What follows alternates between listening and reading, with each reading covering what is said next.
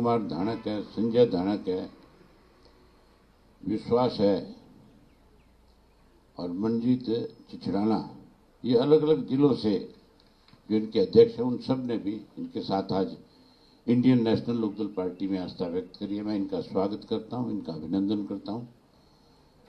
और वहीं वाल्मीकि समाज के भी हमारे जो प्रधान है सरसा के रवि चौहान, उनके साथ ओम प्रकाश है, विशाल वाल्मीकि है, धीरज वाल्मीकि है, राजकुमार राजू है।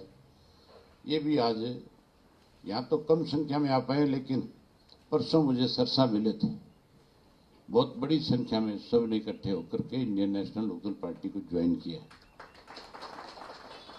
इसी तरीके से इनके जो सिख समाज के लोग, वाल्मीकियों में एक सिख समाज भी होता है, उस सिख समाज के भी बूटा सिंह है, रणजीत सिंह है और ये काबल सिंह है, गुरप्रीत सिंह है, ये भी अपने समाज में इन्होंने एक बैठक करी थी कालावाड़ी में मजहबी सिख समाज की, और उस मजहबी सिख समाज की बैठक के अंदर सबने निर्णय लिया कि हम इंडियन नेशनल लोकदल पार्टी को ज्वाइन करेंगे। और वहाँ ये फैसला होने के बाद ये मुझे आकर के मिले, इन सब ने भी इंडियन नेशनल लोकदल पार्टी में अपनी आस्था व्यक्त करने का काम किया। वहीं आज पूर्व में बीएसपी के जो लोकसभा के इंचार्ज रहे अम्बाड़ा के धर्मवीर सिंह बराड़ा जो है, उन्होंने भी आज इंडियन नेशनल लोकदल पार्टी में अपनी आस्था व्यक्त करी है कि पूर्व में युवा के जिला के अध्यक्ष भी रहे और अच्छे समाज सेवी भी हैं, केवल पॉलिटिक्स में नहीं समाज सेवा में भी पूरा विश्वास रखते हैं। इन्होंने भी आज ज्वाइन किया है। इनके साथ आज सैकड़ों साथी तो आपके बीच में यहाँ पे भी आए हुए हैं, लेकिन इनकी संख्या अलग अलग डिस्ट्रिक्ट वाइज जो है, अब जो मेरी मीटिंग होगी वहाँ इनके सारे साथी जिले वाइज भी बड़ी संख्या में ज्वाइन करने का काम करेंगे।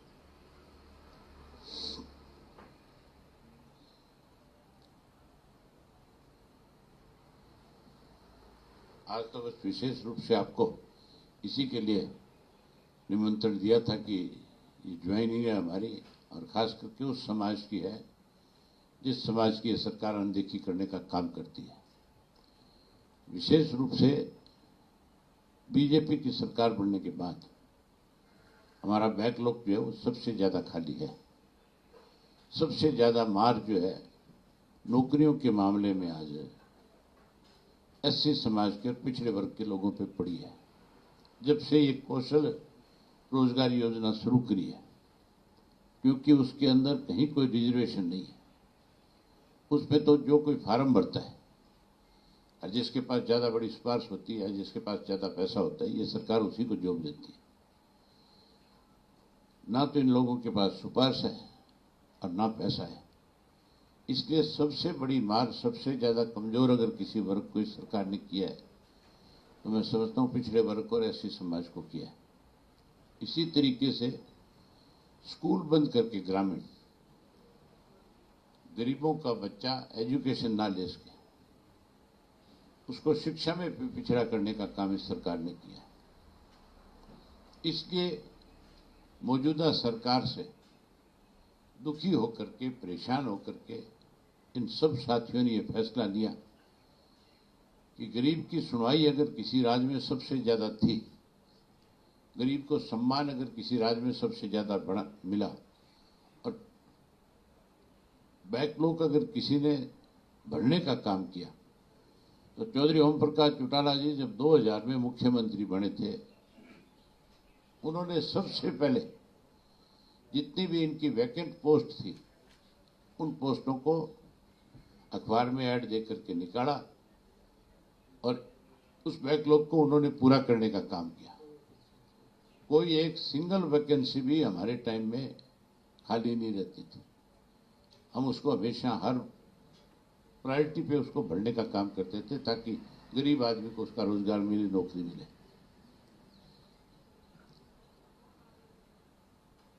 चौधरी देवीलाल ने हमेशा गरीब आदमी को ऊपर उठाने के लिए सत्ता में रहते हुए अच्छे फैसले लिए थे।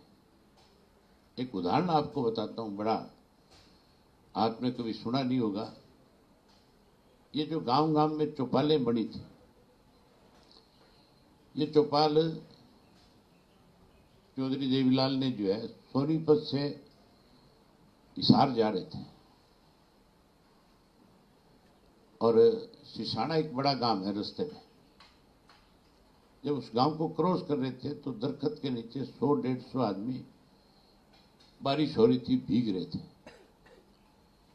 चौधरी देवीलाल ने सोचा कि ये तेरे को मिलने के लिए खड़े हैं लोग, क्योंकि उनकी आम आदत थी कि वो जहां भी 20, 30, 50 आदमी खड़े होते थे अपनी गाड़ी रोक लेते थे।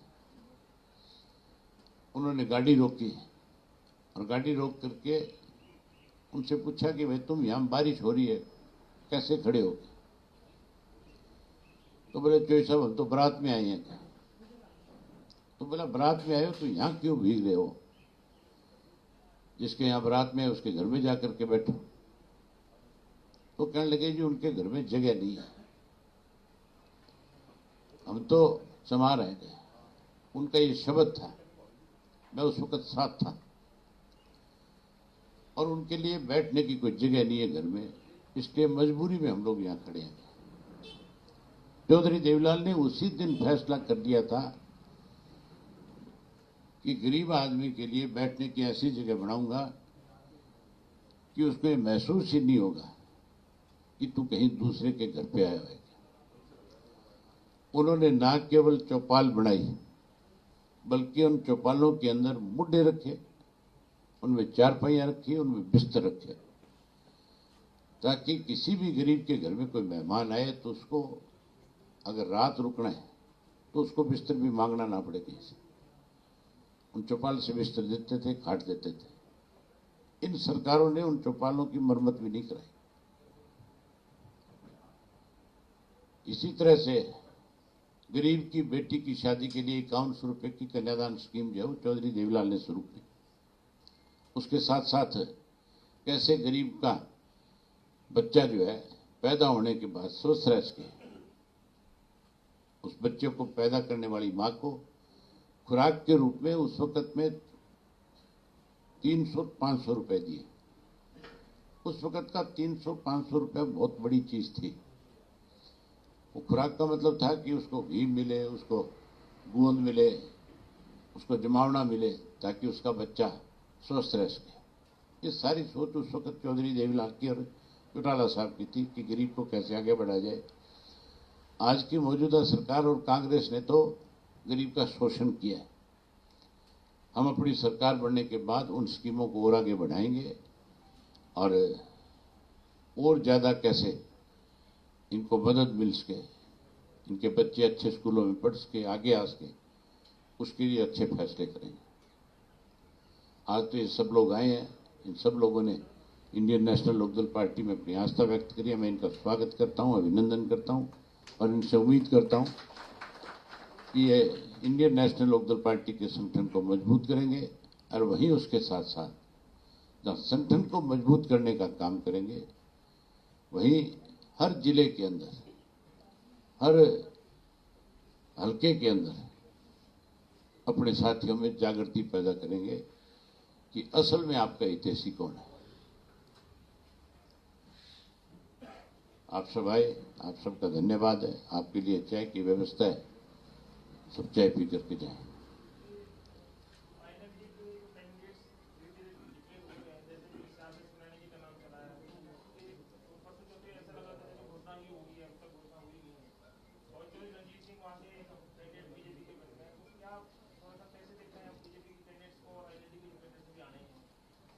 और किस पार्टी से उम्मीदवार बन करके आए, ये हमने कोई इससे हमें फर्क नहीं पड़ने वाला। हमारा अपनी पार्टी का, हमारे 5 मेंबर्स की जो कमेटी गई थी, उनकी क्या राय है, हम उनकी राय के मुताबिक अपनी पार्टी के उम्मीदवार खड़े करेंगे। हमारा कोई किसी से ये कंपटीशन नहीं है कि इंडियन नेशनल लोकदल पार्टी किसको कैंडिडेट बनाएगी, कांग्रेस ने किसको बना दिया, बीजेपी की तरफ से कौन आ रहा है। आप ये देखो बीजेपी की हालत इससे ज्यादा खराब क्या होगी कि 35 मिनट पहले जो लोग बीजेपी ज्वाइन करते हैं वो इनके उम्मीदवार बनते हैं। जो ये कहते हैं कि आरएसएस जो है बहुत पुराना संगठन है, जो ये कहते हैं कि भारतीय जनता पार्टी में कार्यकर्ता का सम्मान है, वहां सम्मान कहां रह गया? इससे बड़ा अपमान और क्या करेंगे? 35 मिनट पहले कोई उनकी पार्टी ज्वाइन करे और उसके गले में माला डाल के कहते हैं हमारा उम्मीदवार है। इनके पास कौन सी ऐसी वॉशिंग मशीन है भाई जिसमें डालते वो सारे किए हुए गुनाह जो उसके माफ हो जाते हैं? इस नवीन जिंदल को जिसको इन्होंने कुरुक्षेत्र से उतारा है, उसके खिलाफ नरेंद्र मोदी जी का खुद का एक बयान था। आपने वो बयान पढ़ा कि नहीं पढ़ा? कोयला घोटाला जो है, उस कोयला घोटाला के ऊपर प्रधानमंत्री ने स्वयं भाषण दिए और कहा कि लोग लूट करके खा गए खाद्यान्न, इसको कोयले की को मैं इनके खिलाफ सख्त कार्रवाई करूंगा, मैं इनके खिलाफ एक्शन लूंगा। वो आज भी सोशल मीडिया पे वीडियो वायरल होती है। इन विचारों का और तो कोई बस चलता नहीं। जब भी चुनाव आता है, चाहे वो कांग्रेस है, चाहे बीजेपी है, चाहे कोई और हमारा विरोधी है, वो मैम कांड को लेकर के चर्चा शुरू कर देता है। अभय सिंह ने मैम कांड में ये किया, ये किया, ये किया। ये समझने की जरूरत है। केवल इन लोगों को अगर राजनीतिक तौर पर डर है तो इंडियन नेशनल लोकदल पार्टी का है। और जिस मैम कांड का ये बारी बारी जिक्र करते हैं, मैम के लोगों ने उस चुनाव के बाद 3 बार हमारा एमएलए बनाया वहां से। अगर मैम के लोगों में हमारे प्रति कोई गुस्सा होता तो फिर हमारा 3 दफा उम्मीदवार क्यों जिताते कि नहीं? तो ये सिर्फ बौखलाहट है उनकी विचारों की। अब पिछले 2 दिन से टीवी पे इस तरह का प्रचार चल रहा है। सोशल मीडिया पे एक और नई बकवास शुरू कर रखी है कांग्रेस ने। एक कांग्रेस का कोई लड़का है दाढ़ीवाल करके, जो भूपेंद्र सिंह हुड्डा की पोस्टें डालता है। वो आजकल एक वेबसाइट पे कोई सीरियल चलता है, एक कोई उसकी तुलना मेरे साथ कर रखी है। ऐसे लोग अपने आप सुधर जाए तो अच्छी बात है, अदरवाइज इंडियन नेशनल लोकदल पार्टी का कार्यकर्ता सुधारने में कसर नहीं छोड़ेगा। हम वो लोग नहीं है जो मर्जी आए गाली दे ले, हम उसको सुन ले, सहन कर ले। हम गालियां सहन करने वाला में नहीं है। कोई हमारे साथ इज्जत से पेश आएगा, हम उसका बहुत मान सम्मान करेंगे। कोई इस तरह के लोगों के माध्यम से हमें बदनाम करने की कोशिश करेगा तो फिर मैं भूपेंद्र सिंह हुड्डा की भी वो पोल खोल दूंगा जो किसी ने आज तक खोली नहीं होगी। मैं वो बातें सोशल मीडिया पे अपने लोगों को कहूंगा कि लगाओ, जिससे इनको हर जगह शर्मसार होना पड़े। मतलब कितनी घटिया मानसिकता इन लोगों की है, किस तरह से छोटे लोगों से, नासमझ लोगों से इस तरह की चीजें लिखवा करके किसी को बदनाम करने की कोशिश की जाती है। मैं लीगली भी उस पर नोटिस लेऊंगा और उसके साथ साथ अपने कार्यकर्ता को कहूंगा कि जहां भी मिले इसको ठीक से सुधारो, इसकी जबान भी ठीक कर दो और इसका दिमाग भी ठीक कर दो।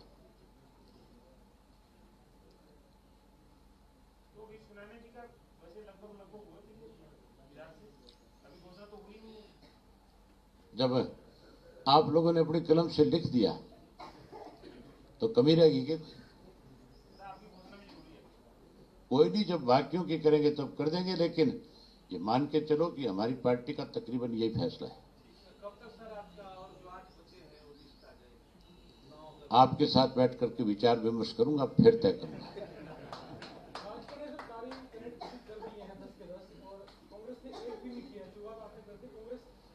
ना तो भाजपा के पास उम्मीदवार थे, ना कांग्रेस के पास उम्मीदवार है। अगर इनके पास उम्मीदवार होते तो ना तो भाजपा किसी के गले में और घंटी बांधती, ऐसे पीठ पर 30-35 मिनट पहले किसी को ज्वाइन नहीं कराती। ये नवीन जिंदल जो है ये लड़ना नहीं चाहता था।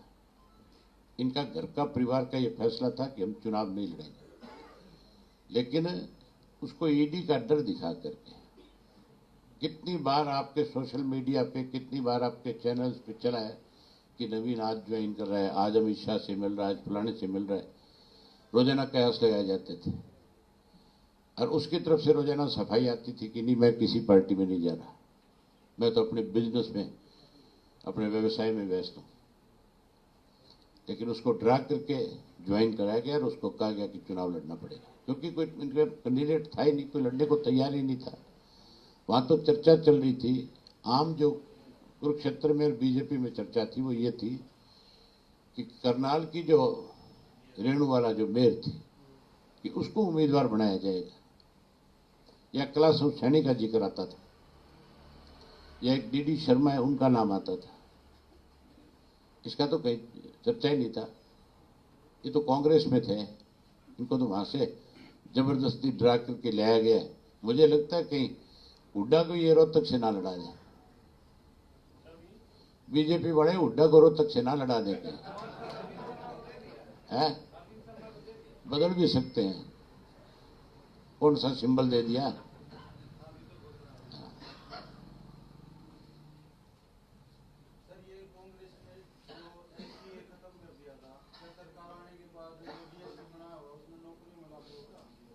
हमने पहले भी नौकरियों में आपको आगे रखा है, आगे भी हम सारी इन चीजों पे विचार विमर्श करके कैसे समानता मिल सके सबको, उस पर काम करेंगे।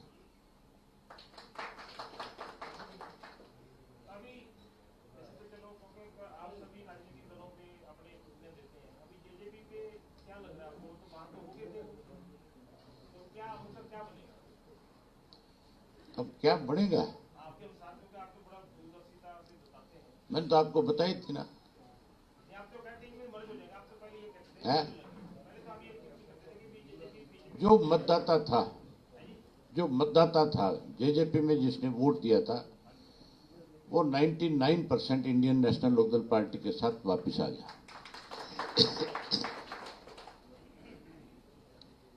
जो कोई लीडर है छोटे मोटे,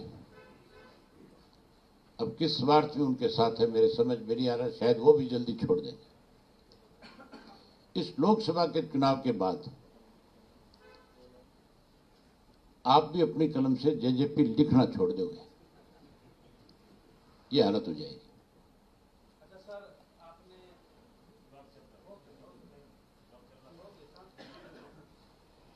तो क्या जवाब है? सर जो परिवर्तन यात्रा हुई है आपकी और पूरे प्रदेश में इतना लंबा आप चले हैं, इस दौरान सर जो क्या आपको लगता है जनता ने, मैं इस लोकसभा के चुनाव के बाद उस परिवर्तन यात्रा को फिर से आगे बढ़ाऊंगा। मेरी यात्रा तब तक जारी रहेगी जब तक भारतीय जनता पार्टी सत्ता से बाहर नहीं हो जाएगी और कांग्रेस सत्ता से दूर नहीं चली जाएगी।